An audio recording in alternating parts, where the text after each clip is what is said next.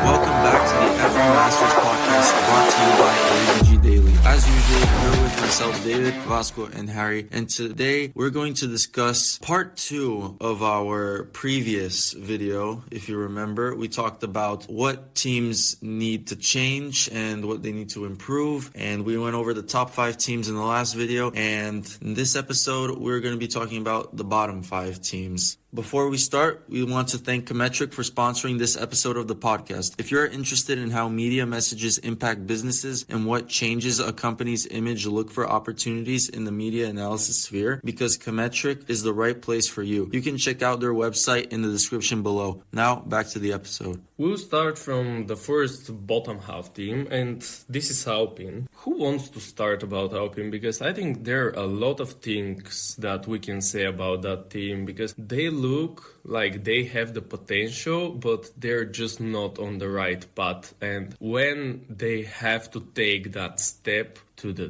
top teams, they just cannot make it. And this is a repetitive event. And this has been a problem for them for quite some time now. So what do you think should change in Alpine? I don't think they work hard enough on their car. They hype up their fans and really the whole F1 media by talking about how, in 5 years, we're going to be championship contenders. These 5 years passed and still they are in 6th place. 5 years ago, they were probably even 4th in the championship. They have been consistently a midfield team. They get the odd podium here and there, but never had anything spectacular. So I think that Alpine should just lay low, stop trying all these like fancy pink liveries just to stand out aesthetically and stand out with your race pace, and just develop your car, focus on it. Even if you don't have to express it in the media, the car makes all the talking at the end of the day.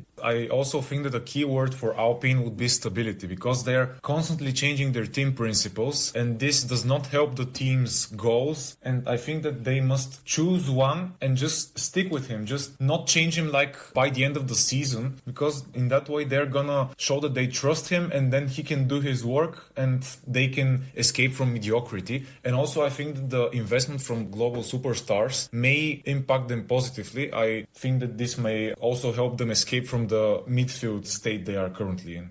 Well, right now, and for quite some time actually, they have been in no man's land actually. They're not a bottom half team actually, because they're so far ahead of Williams, AlphaTauri, Haas, Alfa Romeo. They have better car, they have better engine, they have better pilots and everything, and they have the money actually. They're all French team, but something is not clicking in. And what I think about them is that they should retain their 2 pilots and they should clear out what their strategy is, how they want to develop the car, and simply find a way to escape that midfield. And I think even 2, 3, 4, 5 races during the whole season, if in these 3, 4, 5 races they look competitive and they look like really close to the top teams, that would be a success for them. And that would be their turning point for me. And they need to jump from that point and develop the car, develop the team, clear out the strategy and make everything work. It is not going to be easy. It is not going to be a fast process either, but I think they have amazing potential, and if they can work with it well in 1, 2, 3 or even 5 years, they can be very competitive. They simply need to have clarity in their team, what they're going to do and how they want to achieve it. Moving on to Williams, pretty successful season for them last season. It was, I think, their highest position in the standings since 2017, maybe. It was quite a while since they were this high up. But for me, I think that they should remove Logan Sargent. And this is because he is bringing them down in points. Alex Albon pretty much had the entire points total of the team last year. And let's say they're in a more competitive midfield battle. I don't think Sargent gets them the points that they should be getting and will cost the team, points in the standings. Just being American is not enough to retain your F1 seat. And there are plenty of better young drivers out there that would gladly take an opportunity in that Williams seat, and drivers that I think would do a better job. And even if it's not a young driver, you could get a veteran that could also do a better job than what Sargent's doing right now. I think something is similar, but I think it's more important for them to try and retain Alex Albon in that seat because he was their main guy. They finally found somebody after George Russell who is the man, who is going to lead that team to success. And Williams are at a very strange point right now. They're developing well. I think they have some idea of what they want, but at the same time, they're still in the bottom half. And we saw some races during the season when they were not performing well. And actually, the only thing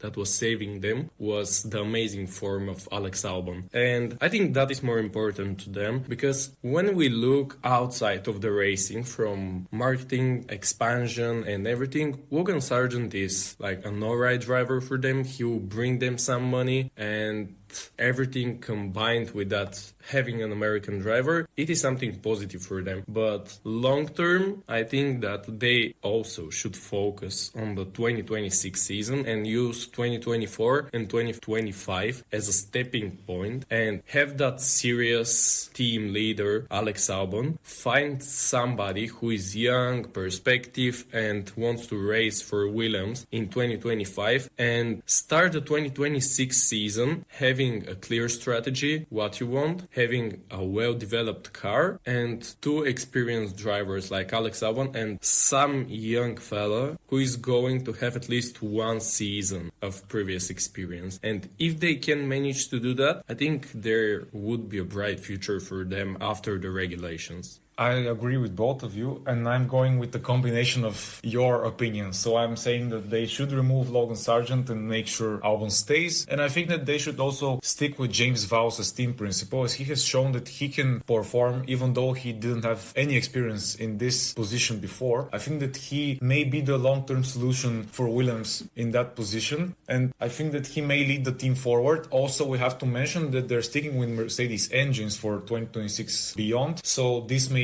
also be a success for them if Mercedes nail the engine regs in 2026. But if they continue with Mercedes as they will, they, for me, have to make sure that they're not Mercedes second team and they have like their identity and they're just not connected in such way as they were like 2-3 years ago to Mercedes. Because if they fall in the trap of being the team B of one of the main teams, that is going to bring them only bad things. The only thing I would say that is positive actually about Mercedes Link is getting really good young drivers to drive their car, which drags them up the order in positions that they shouldn't normally be in. Because George Russell, even though that car was awful and he didn't score a point in that Williams for 3 years, he was still outperforming that car even if he was not in the points. So I think that those type of drivers coming into Williams can seriously boost the team up.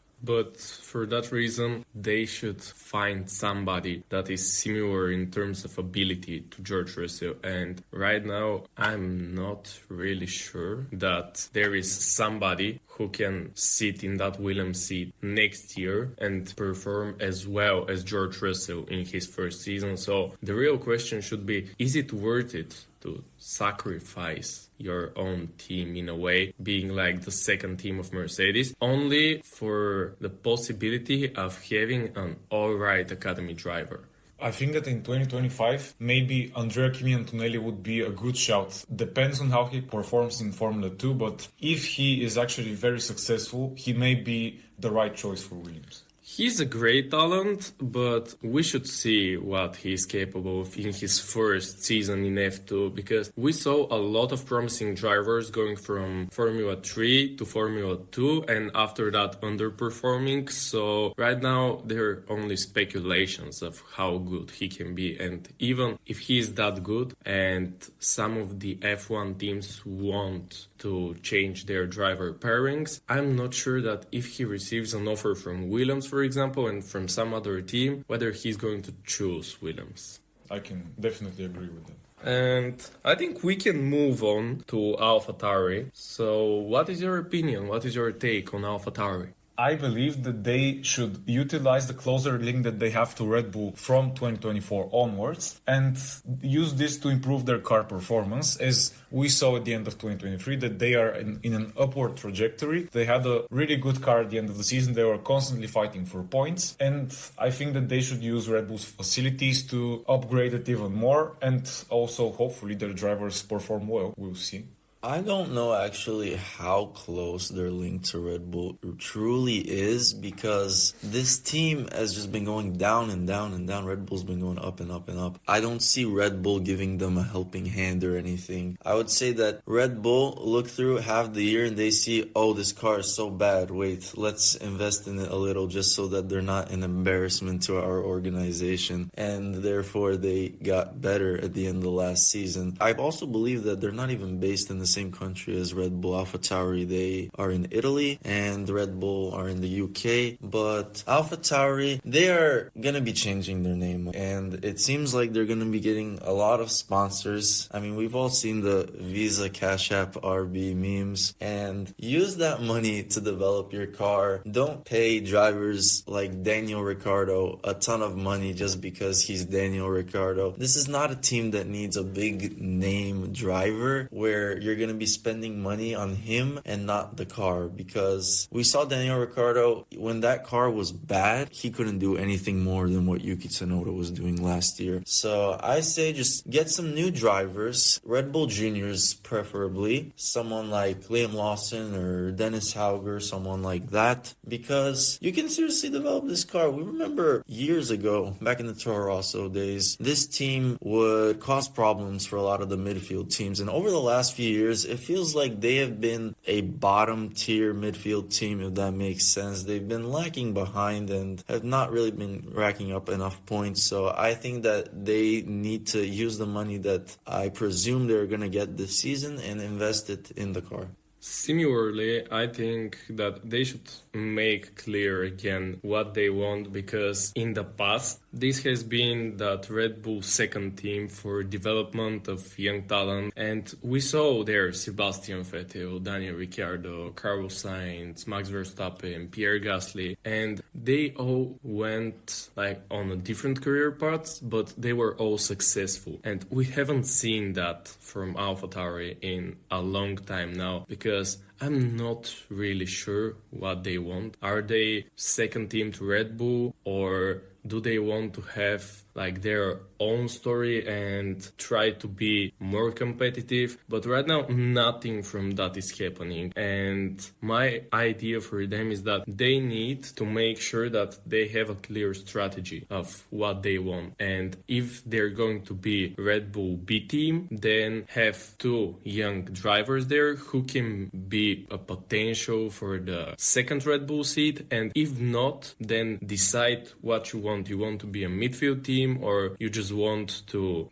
be as far as possible from Red Bull. They just need to make sure that they know what they want. Either way, they're going to be struggling. Moving down the order, we can talk about Sauber now, or as they are called, Stay Kick Sauber F1 team. And my opinion is that they should choose stronger drivers than the ones that they have currently before the Audi transition in 2026. And they should get rid of Valtteri Bottas and Guan Yu Zhou. They should probably go with someone who has been proven, has gotten race wins, who has shown more than, for example, Guan Yu Zhou. I don't have anything against Bottas. You know that he was in Mercedes and I like him, but still I think that he does not deserve to be in F1 anymore, maybe after 2024, if he has a bad season. That's what I mean, not that he has been like very bad. That's at least my opinion. What do you think? I disagree with that actually, because Valtteri Bottas is a very experienced driver and he still has some of this talent, some of this fire in him, and that is why I think they should retain Valtteri Bottas for at least another season or two, because he can be in that role that Felipe Massa actually had in Williams a few years ago at the end of his career. And somebody who is young, who is promising, and who has experience, previous experience in F1 should take that second seat and not Guan Yu Zhou, because don't get me wrong, Guan Yu Zhou is an alright pilot, but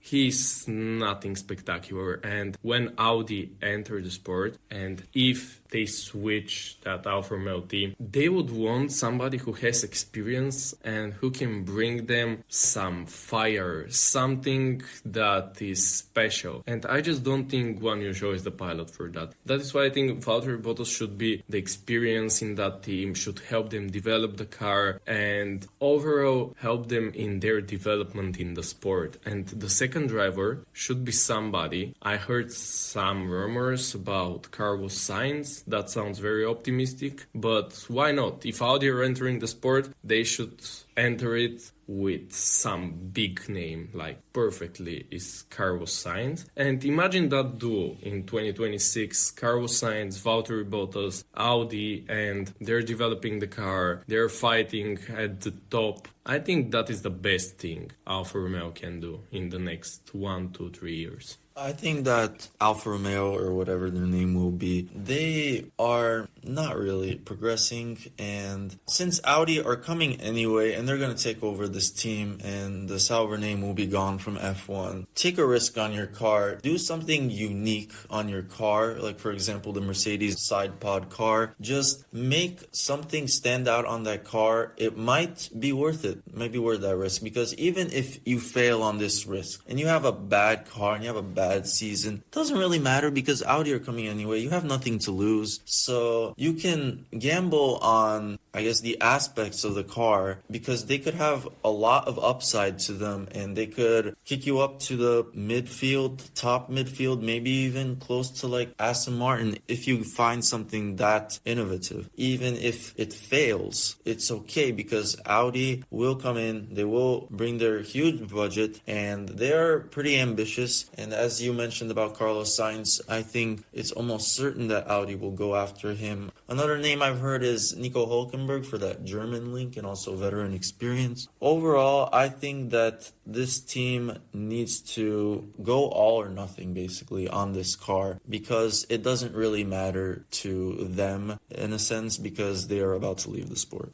And moving on to the last team, Haas. And I'm starting with a hot take, but I think they should rethink their whole participation in F1, because since they entered the sport, they haven't been anything spectacular. They haven't had an amazing pilot, even one. Not talking even about driver pairings. And they haven't had a clear plan of what they're going to do. They haven't had like a really competitive car. And right now the team is a mess. Günther Steiner left. And I'm not sure what they want. And I think they're not sure what they want either. So that is why I think they should really think about it, whether they're going to stay in the sport. And if they go, they're gone. That's okay. There would be another F1 teams. But if they decide to stay, I think they should start everything from point zero, because right now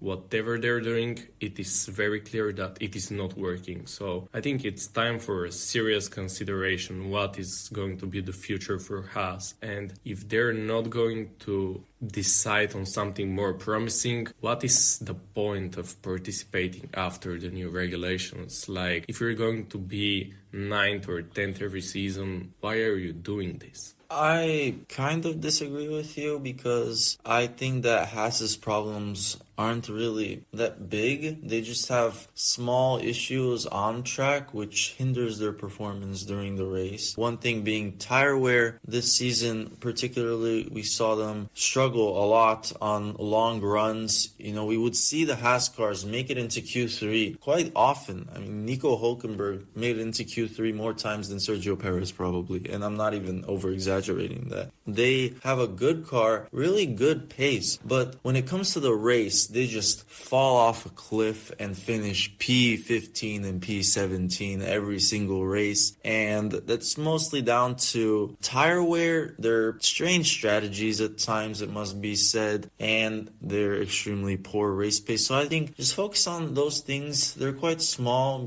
in comparison to what Vasco said. Vasco went more into the grand scheme of things, but I think you need to, if you fix the small problems, I think this team, bare minimum, would finish at least 8th. But if they finish 8th, is it going to be okay for them? Like, this is going to be their 9th season in the sport, and for 8 straight seasons, they haven't even looked like a more competitive team, a team that is going to fight for something more, or at least they have that will to fight for something more. Do you think that they're okay with sitting at the bottom and be like, oh, all right, at least we're not last? Well, I mean, they have a new team principal, so it would be an improvement to the previous year at least. And at the We're not sure about that.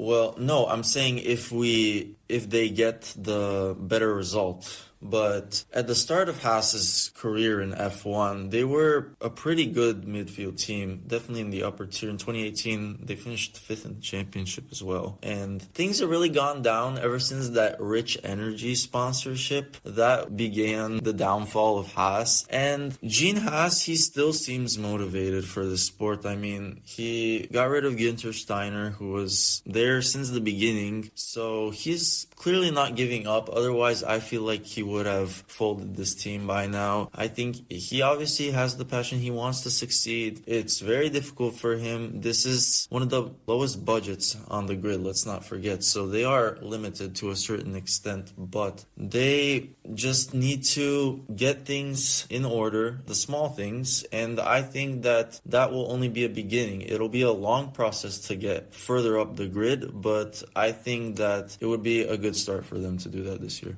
I agree with some points that both of you did, and also we have to mention that they're gonna get the most tunnel time, so they can use that to improve their car, even though they have a small budget, as David said. I think this may be really beneficial for them, and similar to Alpine, I think that they need stability, especially when considering the new team principle, and they have to get used to the post-Günther Steiner era, and just make sure to, also to some extent, I agree with Vasco, to survive and just, make sure to stay after 2026, because if they decide to just leave the sport, there are many teams eager to get inside Formula 1, such as Andretti, as we all know. So that is what we all think about the bottom 5 teams. And this is all for today from us. We're looking forward to the next episode. Till then, like, subscribe, and follow us on AUBG Daily on Instagram and Facebook, and stay tuned for more of our content. Thank you, and remember, If you no longer go for a gap that exists, you're no longer a racing driver.